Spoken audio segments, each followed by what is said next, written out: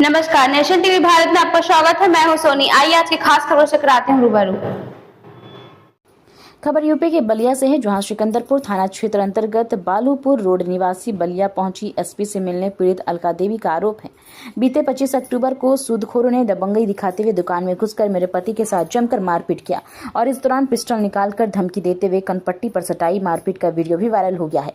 पीड़ित ने बताया कि कोरोना काल में अपने सासू मां के इलाज के लिए 2.5 लाख रुपए लिया था इन लोगों से और इसके बदले में लगभग 6 लाख रुपए देने के बावजूद सूदखोर और पैसा मांगते हैं और नहीं देने पर लगातार धमकी भी देते हैं। पीड़ित सिकंदरपुर पुलिस पर भी गंभीर आरोप लगाया कर कहा कि जब हम लोग थाना में तहरीर दिया तो एफआईआर करने के बजाय धमकी देकर जबरन सुलह समझौता करा दिया, जिसको लेकर उच्च अधिकारियों से न्याय की गुहार लगाई।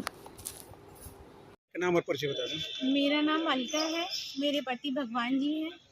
मेरे पति सोनू पाठक जो सिकंदरपुर के निवासी हैं, बहुत माफिया हैं। उनसे 2.5 लाख रुपया इन्होंने सूद पे लिया था, जिसका हम लोग 5 लाख से ऊपर 6 लाख रुपए भर चुके हैं। हर महीने वो 10,000 रुपये पुड़िया में बांध के ले जाते थे। रात को आते थे, खुद आते थे या अपने साथ किसी को भेजते थे, पुड़िया में बांध के ले जाते थे। अब तक वो 6 लाख तक रुपए ले जा चुके हैं। उसके बावजूद 25 तारीख को वो मेरे दुकान पे घुसे और जहां औरतें बैठती हैं वहां अंदर घुस के उनके साथ एक लड़का भी था। उस लड़के ने दरवाज़ा बंद कर दिया। दरवाज़ा बंद करके मेरे पति के साथ गाली गलौज की, हाथापाई की, उनका कॉलर पकड़ के खींचा और उनके कनपट्टी पे रिवॉल्वर रखा और कहा कि पैसा दोगे या नहीं। और उसी बीच हल्ला मचने पे दूसरे दरवाजे से कुछ लोग आए, मेरे पति का बीच बचाव किए, नहीं तो वो मार डालता। क्योंकि इसके पहले भी वो एक बार इनके कान पे मार के कान का पर्दा फाड़ चुका है, लेकिन ये लोग समझ में नहीं आया है, अभी तक कोई कार्रवाई नहीं कर पा रहे हैं। और मेरे पति को थाने में बंद किया गया। थाने के जो एसएचओ थे मिस्टर प्रवीण कुमार सिंह, वो भी हम लोग के साथ बदतमीजी से बात की है। वो कह रहे हैं पिस्तौल और कारतूस क्या वो निकल गया, लेकिन उसके बावजूद वो हम औरतों के साथ, मैं और मेरी जेठानी गए, वो मेरे साथ बदतमीजी करने लगे और कुछ कहे कि निकलो थाने से, यहाँ से तुम लोग नौटंकी किए हो, ड्रामा किए हो। और मेरे पति को न्याय नहीं मिला।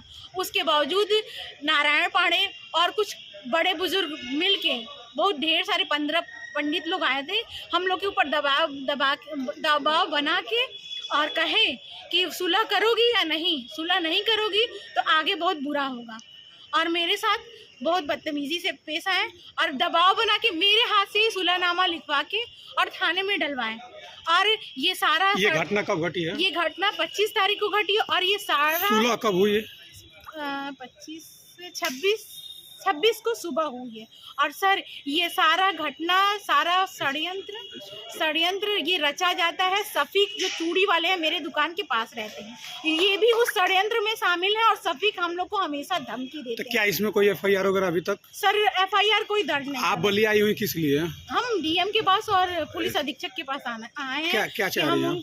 हमको न्याय मिले सर। अगर हमको न्याय नहीं मिलेगा तो हम क्या कर लेंगे? हम लोग हर तरह से प्रताड़ित हो चुके हैं। इसके पहले भी मैंने बताया कि मेरे 2 मकान बिक चुके हैं, 3 दुकानें बंद हो चुकी हैं। मेरा जो इस मकान में हम लोग संयुक्त परिवार रहता है वो भी बैंक में गिरवी है।